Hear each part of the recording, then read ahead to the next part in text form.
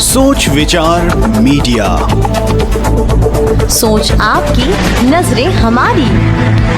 नमस्कार, आप देख रहे हैं सोच विचार मीडिया में मैं नरेश राव। छत्तीसगढ़ की सरायपाली से एक ऐसी महिला जो आज पुरुषों से कम नहीं है। जी हाँ, मैं बात कर रहा हूँ एक ऐसी महिला की, एक ऐसी शख्सियत की जिसका नाम रूबी सिंह ठाकुर है। चलिए आज आपको परिचय कराने जा रहे हैं रूबी सिंह ठाकुर से, जो मानवाधिकार से लेकर अनेकों बार रक्तदान कर चुकी हैं और पशुओं व गाय गुल्लरों को अंतिम संस्कार कर श्रद्धांजलि देने का अद्भुत कार्य कर रही है। साथ ही मुक्तिधाम व साफ सफाई करना और अनेकों कार्यों में अग्रणी भूमिका निभा रही। आइए रूबी सिंह से उनकी जुबानी से उनकी दास्तान सुनते हैं, जो सुदूर अंचल से आई हैं और सामाजिक कार्य कर रही है और नारी समाज के लिए प्रेरणा बनती जा रही है, सिर्फ सोच विचार मीडिया में। सभी संगी साथी जैसे सुनत है देखत है वो कर लो मोर तरफ से स्वाभिमान संस्थान और सोच विचार मीडिया की ओर से सेवा जोहार।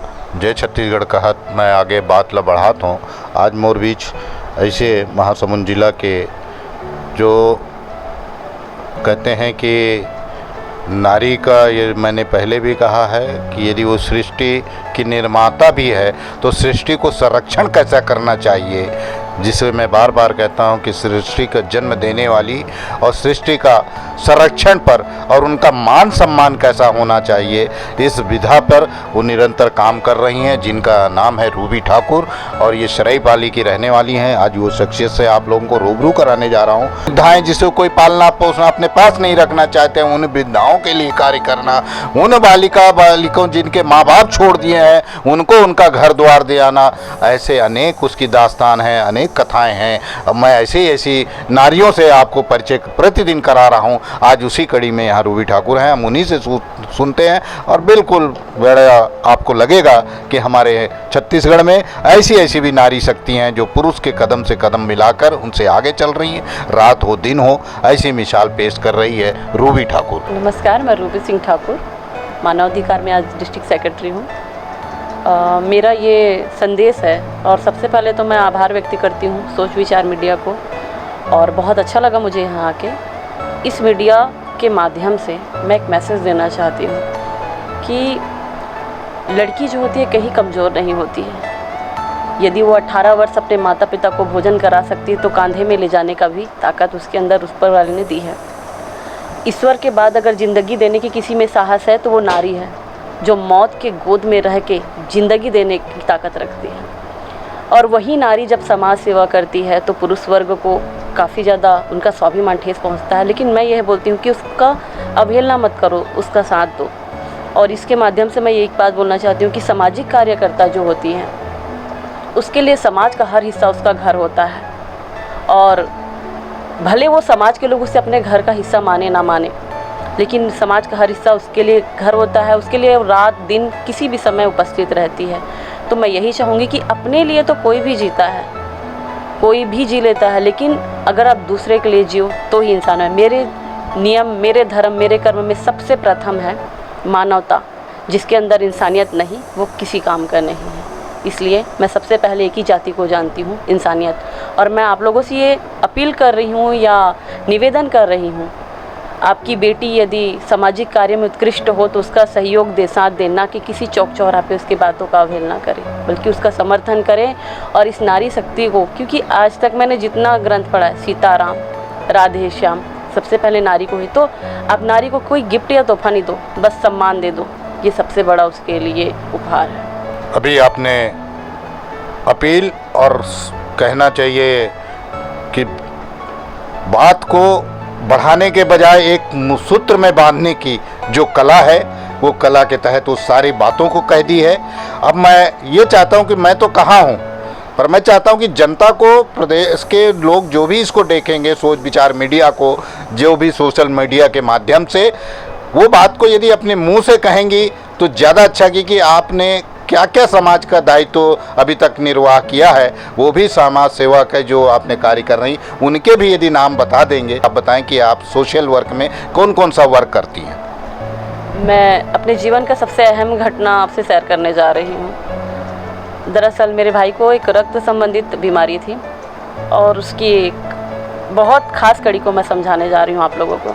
कि सामाजिक कार्यकर्ता के ऊपर क्या बीती है। ऐसे ही कोई सामाजिक कार्यकर्ता का सिंबल नहीं लगता है। मैं यहीं रायपुर में, मेरा भाई जब सीरियस था और उसको रक्त की बहुत ज़्यादा ज़रूरत थी, तो मैं चलते हुए लड़के का हाथ पकड़ देती थी और ये कहती थी कि भाई आज एक पॉइंट दे दे, एक दिन और जी जाएगा मेरा भाई। मैंने उस समय को देखा है। और जब मैं नारायणा में थी, मेरा भाई उस दिन ब्रेन से ख़त्म हो गया था, और जब सेम चीज़ें एक और लड़की के साथ हो रही थी, उस उन लोग भी 3 बहन ही थे, उसका भी भाई सीरियस था, उसको भी ब्रेन हेमरेज हुआ था और मेरा भाई चंद मिनटों में जाने वाला था। मैंने डॉक्टर से पूछा कि अब और नहीं, क्या है साफ साफ बताइए। उन्होंने एक ही शब्द कहा कि आपका भाई केवल 1.5 घंटा का मेहमान है। मैंने अंतिम बार पूछा अब कितने देर का है, बोला वो 1 घंटा। मैंने कहा 1 घंटा मैं उसे शायद जी लूँ, वेंटिलेटर से हटा दीजिए। इस दरमियान मैंने पूरी ज़िंदगी जो बात नहीं कहा था, वो बात को कहा कि भाई मैं तेरे से बहुत प्यार करती हूँ, तो एक बार फिर से उठ जा। लेकिन मेरा भाई ईश्वर के फैसले के आगे नतमस्तक हुए हम लोग, और मेरा भाई थोड़ी ही देर में चल बसा। मैंने कफन को आगे किया और आके डॉक्टर को पूछी कि सर कहाँ साइन करना है। मेरे पास बहुत सारे विकल्प थे, बेहोश होना, रोना, चीखना, लेकिन मैं ये नहीं कर सकती थी। मुझे मेरे माता पिता के पास उनके बेटे को लेके जाना था। उसी दरमियान वो बहनें भी रो रही थी अपने भाई के लिए। मैंने पूछा क्या हुआ, उन्होंने बहुत रो के बताया कि मेरा भाई बहुत मुश्किल में है और शायद डॉक्टर बोल रहा है पैसे भी नहीं हैं और ब्लड भी नहीं है। मैंने कहा कोई दिक्कत नहीं, मेरे पास ब्लड भी है और पैसे भी हैं। उन्होंने मुझे एक शब्द बोला कि आपका भाई कैसा है। मैंने कहा बस 5 मिनट पहले मेरा भाई गया है। और मैंने बहुत ही, शायद मुझे आप निर्लज्ज भी कह सकते हैं इस मामले में, लेकिन मैं इस बात को हमेशा तो नहीं शेयर करती हूँ कभी, लेकिन इस मंच में ज़रूर कह रही हूँ कि सामाजिक कार्यकर्ता उस समय भी दृढ़ होके ये कहती कि मेरा भाई तो नहीं, शायद तुम अपने भाई को बचा लो। तो ये होती है सामाजिक कार्यकर्ता। और तब से मैंने एक मुहिम छेड़ा कि नहीं, अब ब्लड के लिए किसी और भाई की जान को नहीं जाने दूंगी। और आज 3000 से ज़्यादा मैंने रक्तदान करवा चुका है। बहुत अच्छा लगता है मुझे जब उन बच्चियों की सांस को अब चलते देखती हूँ, वो बच्चे दौड़ के आते हैं, बोलते हैं बुआ याद नहीं है मेरे को आप ब्लड डोनेट किए थे। तो ऐसी बहुत सारी घटनाएं हैं मेरे जीवन में।